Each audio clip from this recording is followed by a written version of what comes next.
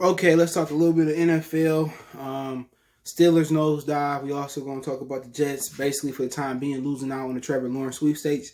But first, let's talk about Dwayne Haskins. After they lost to the Seattle Seahawks, which the Seahawks did claim a playoff spot after beating the football team this past Sunday, Dwayne Haskins got caught at a strip club after the loss without his mask on. Let's talk about it.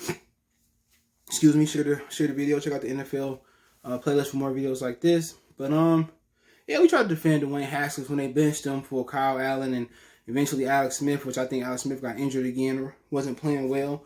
A lot of the brothers tried to defend him, even though he an Ohio State fuckeye.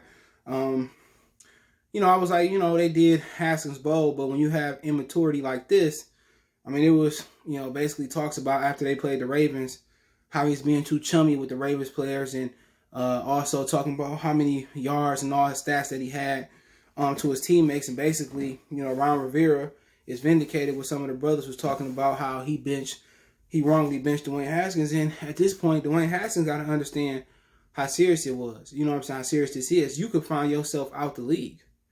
Obviously they got to pay your guaranteed money. But at the same time, do you know how close you are to Jamarcus Russell? Do you understand to be a black quarterback in the National Football League, second string, third string, that's really non-existent. What Jameis Winston is doing is pretty much an anomaly. What Charlie Batcher, what Byron Leftwich did at one point, shout out to Byron Leftwich, the offensive coordinator for the Bucs, what they did at one point, that's not usually what happens for black quarterbacks. Either you start as a quarterback or you change positions or you're no longer in this league. And what Haskins got to understand is serious. They want maturity from you. It seems like you came out of Ohio State Fuckeye University a little bit immature. And, can't nobody defend him no more. You know the seriousness in which, the COVID is and how you can spread it to your teammates. And, honestly, you got a second chance to really show that you could be a quarterback for the football team or you could be a quarterback somewhere else in the National Football League. And right now, Dwayne Haskins don't understand. He can't really switch positions. He don't have the wheels of Lamar Jackson or Cordell Stewart or Hines Ward. Like, either you do or you go to Canada or you take your degree from Ohio State and you put it to use. And just the immaturity is what shocked me. I know him and Mark Sanchez. Mark Sanchez came out of UFC early against Pete Carroll's wishes. And Dwayne Haskins came out early, which he should have stayed and matured at Ohio State. Just, the immaturity. Like, he had a father, his mother hold him accountable. To me, it's a little bit shocking. To really see, this. You got to ask yourself, how much did Urban Meyers cover up at Ohio State? And when the NFL actual coaches, like, they can cover up all you want to, but the truth going to come out. And for him, you see why he slid down draft boards. You see why other quarterbacks picked above him. And to be honest, whatever he get in the NFL, he deserved it. Because remember, he got benched for bragging about his stats and all this and being immature. Then he get COVID, I think, had to sit out. Then Alex Smith doing good. Kyle Allen getting knocked out. Alex Smith doing good and kind of goes south. And then you get a second or third shot. And you sitting here doing the same immature shit.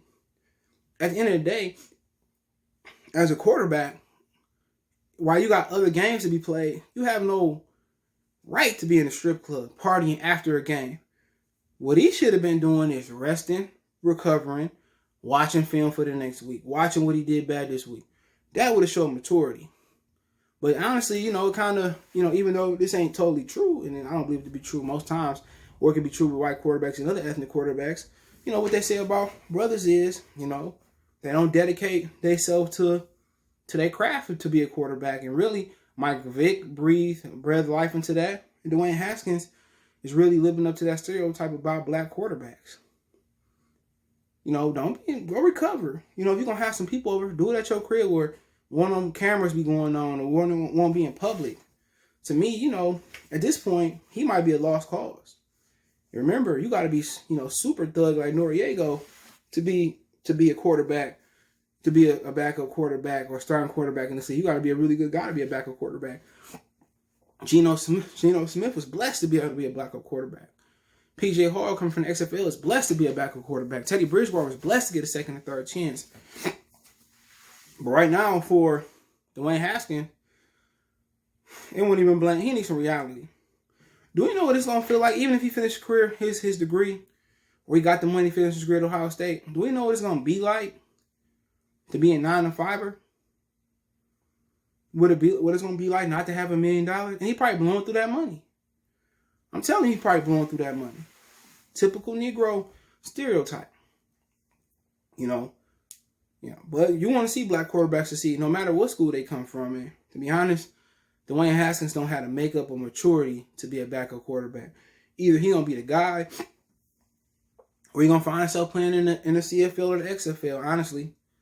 And you hope that he has some type of male figure or somebody to look up to who could set him straight. But being a quarterback, you don't have a right to go to Vegas or go in the strip club or go to the club, nigga. Especially when you're getting the second or third shot, you need to be in the motherfucking playbooks and watching film and stuff. But excuse me, that is what it is. Let me know what you think about Dwayne Haskins and going to the strip club maskless. He shouldn't have been there to begin with, but to be maskless, I guess he on this James Harden. But pretty much, we've all seen and heard about the Steelers last night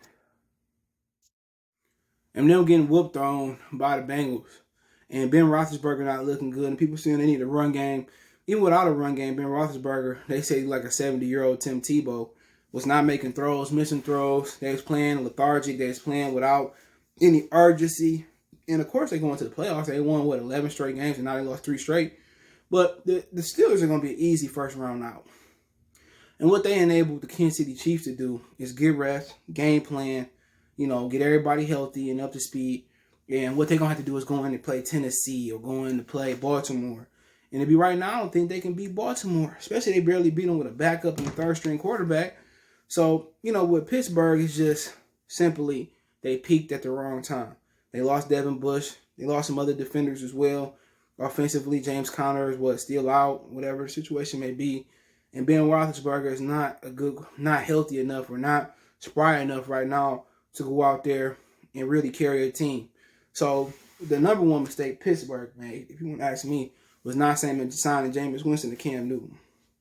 That's a number one mistake. Not bringing those guys. Where you could have, when you see kind of Ben Roethlisberger dropping off, you could have threw Cam, you could have threw Jameis in there.